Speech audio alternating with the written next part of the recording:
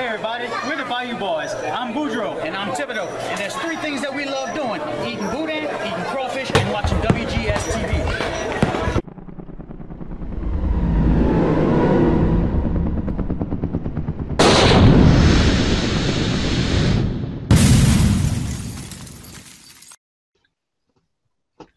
Hello everyone, welcome to another installment of WGS-TV right here on YouTube.com/WrestleGamer and ZFX-TV. I'm the WrestleGamer, Double Baby Boudreaux, and this is going to be the Impact Wrestling review for the week of April 24th, 2014. Let me introduce the panel for this week's Impact Wrestling review. First off, from YouTube.com/LanceMoss-TV, he is the incomparable Lance Moss. Lance, how you doing? I'm doing pretty good. Thanks for having me. And from YouTube.com/KillerXKenny, the man from South Park, simply known as Cartman. Cartman, what's up? Absolutely nothing at the moment. I'm still trying to wake up. Well, one thing about leading into this week's Impact Wrestling, which kind of had me, a little bit concerned, there was, as far as I could tell at that time, about maybe 2 or 3 confirmed matches for Sacrifice, which is the pay-per-view for this Sunday. So basically, you're having like a build-up and a go-home show all in one instance, which was kind of weird and unique, because I kept thinking, I even put it out there on the Facebook page at the exact same time as we got the Bay Area MVP known as Will. Will, how you doing? That impact. Yeah, but one thing I was seeing what was kind of weird is we really didn't have, a full card, as it were, for Impact, for TNA Sacrifice. Like I said, we just have like 2 or 3 confirmed matches. I was very aware of the fact that we had Angelina Love taking on Madison Rayne for the Knockouts title, and I was also very aware of the fact that more than likely we're going to have the rematch for the World Heavyweight Championship at Sacrifice, and that's exactly what they're doing. But beyond that, they really didn't have anything else in store. So they really had to use their go-home show as also a build-up for the rest of your card, which was really, really kind of weird in my opinion. But let's look up the opening. We got Magnus coming out, calling out Abyss to basically just draw heat on himself, kind of for the storyline that, they're separating Abyss from Magnus. A little bit of a face turn, one would think,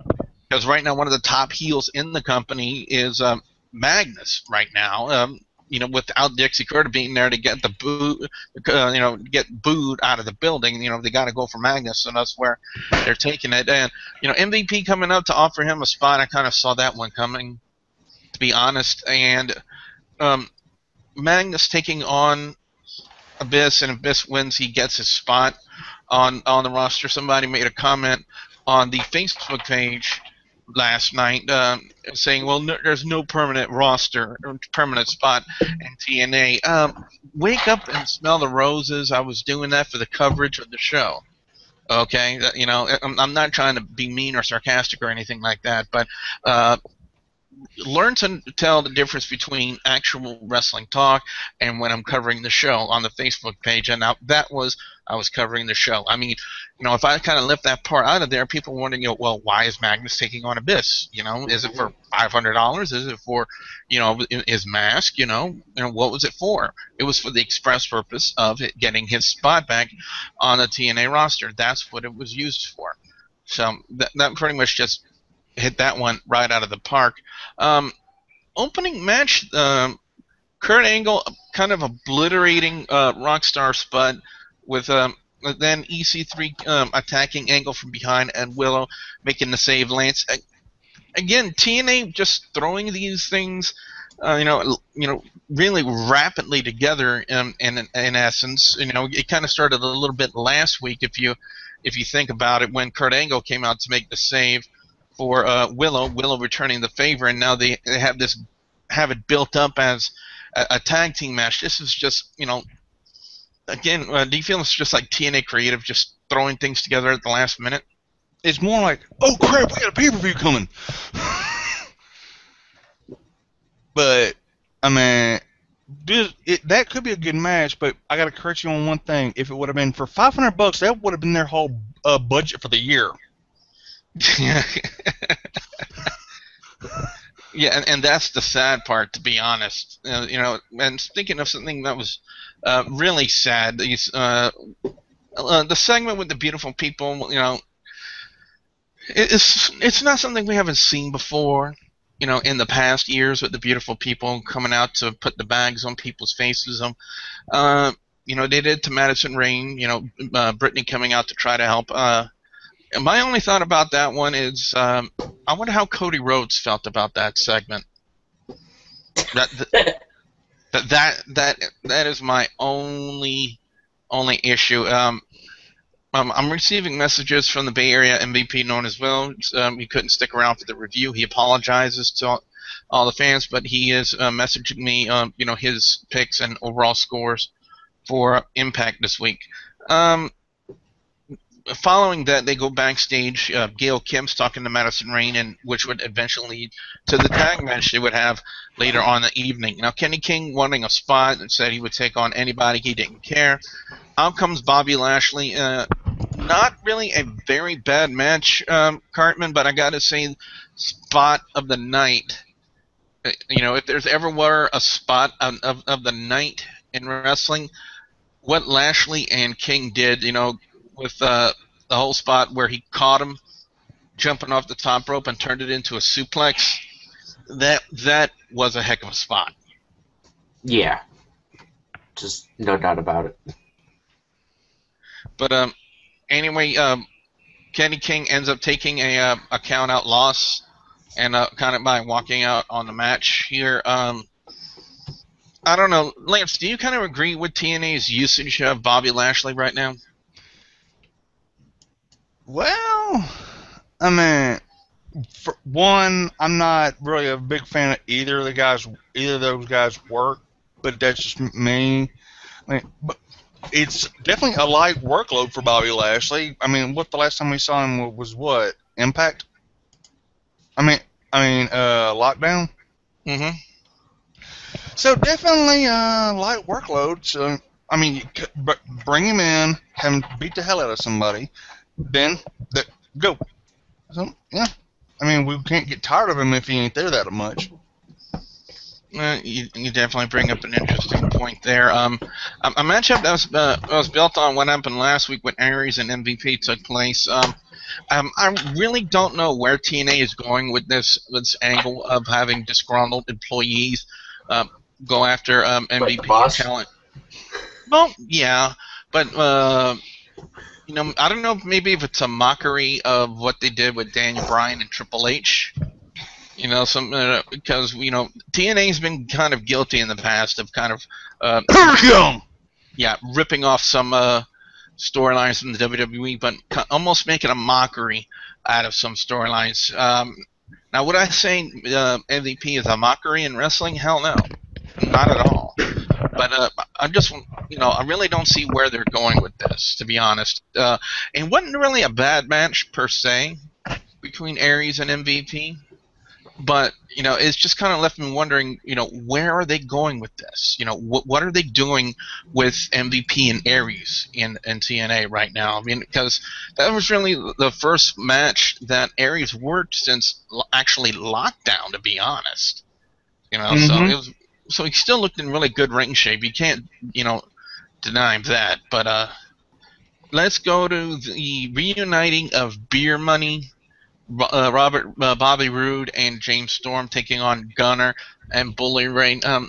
Really good tag match. I really like the way that, you know, the Beer Money, in my opinion, kind of carried it, you know, in a sense, but it was still kind of a really well-worked match.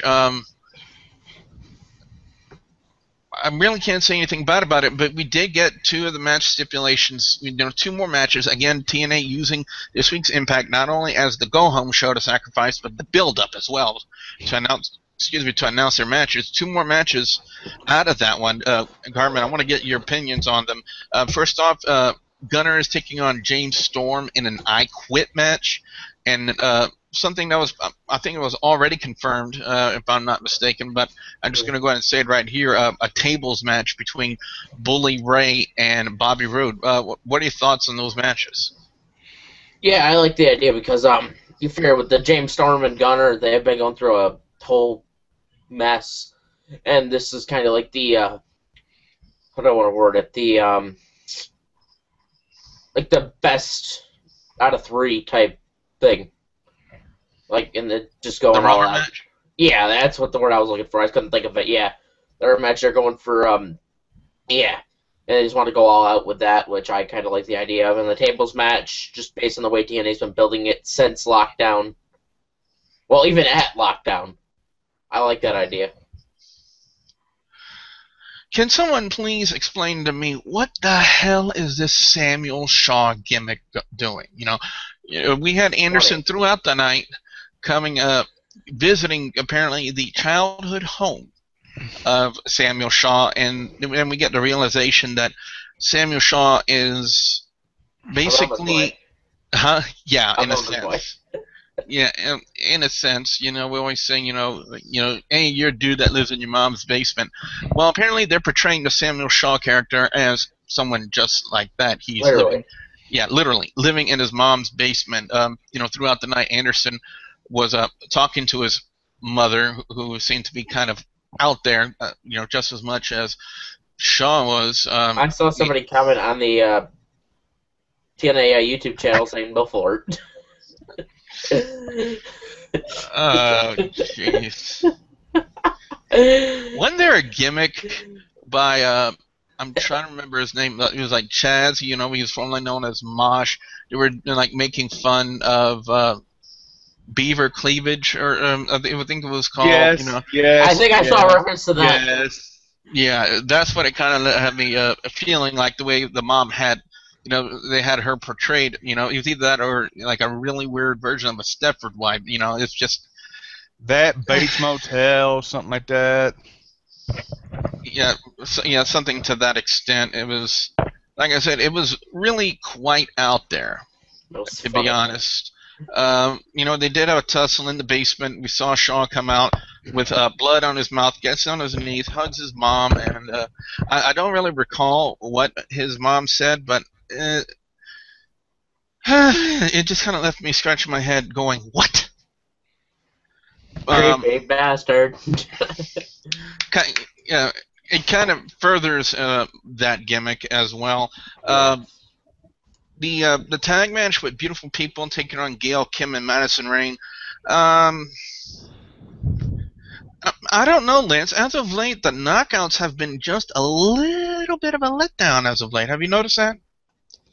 Yeah, I mean, we got the Beautiful People entrance into the ring. That's about the highlight of the match, which ain't what a highlight. Well, at least it's not with 70s throw pillows, and good lord, good thing they took that that light out of Velvet Sky's outfit, because who knows, somebody should want to give someone an epileptic seizure. Yeah. Oh, it's like Velvet Sky, she's hot. You know, next thing you know, somebody sees it on the floor from the light she had in her outfit. It was just, you know, absolutely ridiculous. In a sense, you know, like I said, I've already stated the knockouts a little bit of a letdown as of late. So I'm hoping the matchup they have with Madison Rayne and Angelina Love really does pick up at TNA Sacrifice. So that should be somewhat interesting on there. Oh, also a big thank you to all the cameramen in TNA for the countless amounts of ass shots we got during the matchup. So thank you so much for that. Can you guys sense the sarcasm? Main event, Magnus taking on Abyss. You know, it was almost inevitable to see that Abyss was going to get his spot back by winning by the chokeslam, but you know, Magnus freaking out and taking out Abyss with the steel chair. Eric Young trying to come in to make the save. He gets kicked in the nuts for his trouble, and then he gets two taken out by the steel chair. And normally when we see that in wrestling, Cartman, you know, the heel going over on the go-home show to a pay-per-view, 9.9 times out of 10, that usually means that he will not be going over at the pay-per-view. Mm-hmm. Yep. Because I can kind of see why TNA is going to do that, though, because they gave Magnus a decent title reign, and you figure EY's been in the company just as long as him, if not longer. He's a lot longer. Yeah, and this is the first time EY's actually gotten a title shot. They might let EY hold the title for a while before they have him drop it, which is what I would hope to see. Yep, definitely. I kind of agree with you on that aspect here. I know a friend on the WGS-TV Facebook page, Casey Cunningham, sent in a review here. If Facebook would stop being so slow right now, I'll be able to bring it up and read it out loud for you because Casey took the time out to comment about his thoughts on Impact Wrestling, so I might as well afford him the decency of reading what he said. So as I click this right here, Casey says, Beer Money reuniting was awesome. I was very disappointed when they broke them up, but singles title is how to make your own name. EC3 versus Kurt Angle is a joke. It should be Kurt Angle versus Mr. Anderson. I have no idea why he put that. And have the other two face each other. Not a fan of the Beautiful People. It was great to see Gail Kim, though. I have mixed thoughts on Bobby Lashley. He's very impressive in the ring, but his promos and mic skill overall need much work. Well, that's really true. Magnus versus Abyss was good, but Magnus using the chair, not so much weak chair shots. I mean, he's facing the monster Abyss, and he hits him in the back so sloppy. My favorite match was MVP versus Austin Aries. MVP has surprised and impressed me. He's the reason why I started watching again. Lance, do you kind of agree with Casey's assessment about the way they used Magnus with the steel chair? Do you kind of feel like it was kind of weak on the character? I think it was just weak technique. I'm not sure if he can throw a good chair shot or not. Well, one person who can't throw a good chair shot. Okay, somebody get the video. Magnus, no. Hey, you brought this on yourself, bro. Look up the worst chair shot in wrestling history. Why did I have to say it? Anyway, guys and gals, it's time for overall scores and our picks for best and worst match or segment of Impact Wrestling this week. And before we get to ours, let me go ahead and read the one provided by the Bay Area MVP, known as Will, since he could not attend this week's Impact Wrestling. He's giving Impact this week a rating of 3.25 out of 5. He said the best match was Beer Money versus Bully Ray and Gunner, and the worst match was the Knockouts Tag Team match. So, very interesting input there from the Bay Area MVP, known as Will. I was going to say one thing right now real quick. For those who don't know, the Samuel Shaw Anderson match at the pay-per-view is, in fact, a committed match. Get committed to the funny farm. Okay.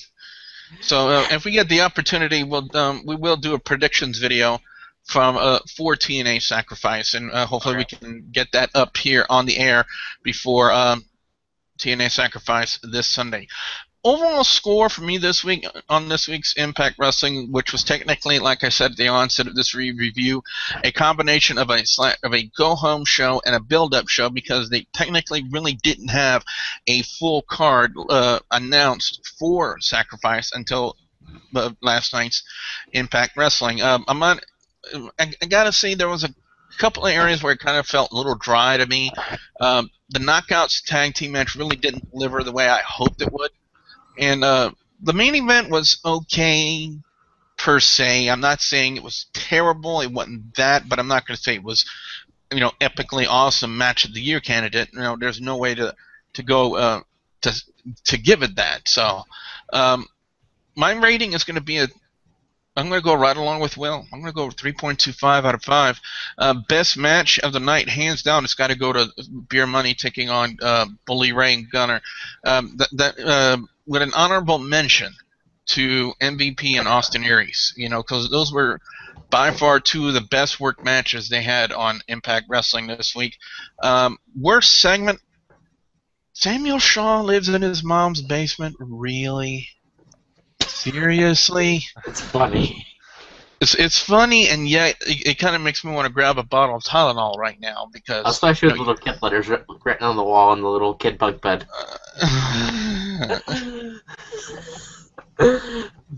I can understand TNA trying to taking a stalker gimmick, it's trying to build it up. Yeah, it is just, flat out creepy. Then his mother holding a pie, him coming out with the blood on his mouth, gets on his knees and hugs his mom. I was like, oh.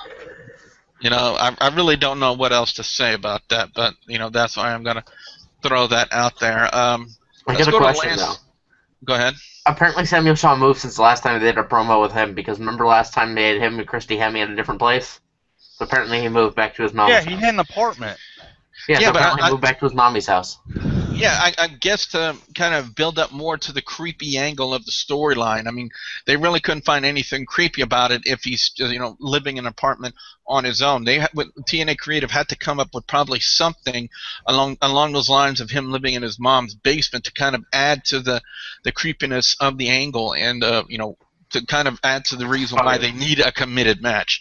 Yeah, it's funny yet. It kind of makes you wonder what in the world is going on with TNA Creative right now. That's all I can say about that. Let's go to Lance next, get his overall scores and his picks for best and worst match or segment of Impact Wrestling this week. Lance? Well, before I do that, the whole Samuel Shaw thing just shows you one thing. Times are hard in TNA. You go from an apartment back to your mama's basement. Just saying. Best match... I'd give it one other than the ending. Was kind of the MVP Aries match. Worst match. Now people are going to give me crap for this, but like I say, I'm not really a fan of him. So, until he took a walk for the ending, the whole Kenny King and Bobby Lashley. I'm just not a fan of their work. Best segment. I gotta go with the whole creepy bastard gimmick. It's hysterical. Worst, Brittany trying to be a Tori wannabe. You know how I think it was Tori that was trying to be Trish Stratus's stalker. No, it was Mickie James. Yeah, Mickie James wannabe. Trying to be, yeah. That's the feeling I'm getting from that. Although overall, doing what they had to do for that to actually build up for a sacrifice, not a bad way to do it. I mean, they could have done here and there. I gotta give it a 3.5. And finally, let's go to Cartman, get his overall score and his picks for best and worst match or segment of Impact Wrestling. Cartman? Overall score, I'd probably have to give it a 3.5. It could have been better. They could have had more matches announced, so it could have been more of a go-home show, not more of a build-up and go-home show. But best segment, I have to say the Samuel Shaw gimmick. It's hysterical. And I saw what he posted on TNA's YouTube channel that him and his mother are probably some part of the Wyatt family tree. Oh, God. But... Doesn't he have the whole world in his hands? He's got the whole world in his hands. Why did I just do that?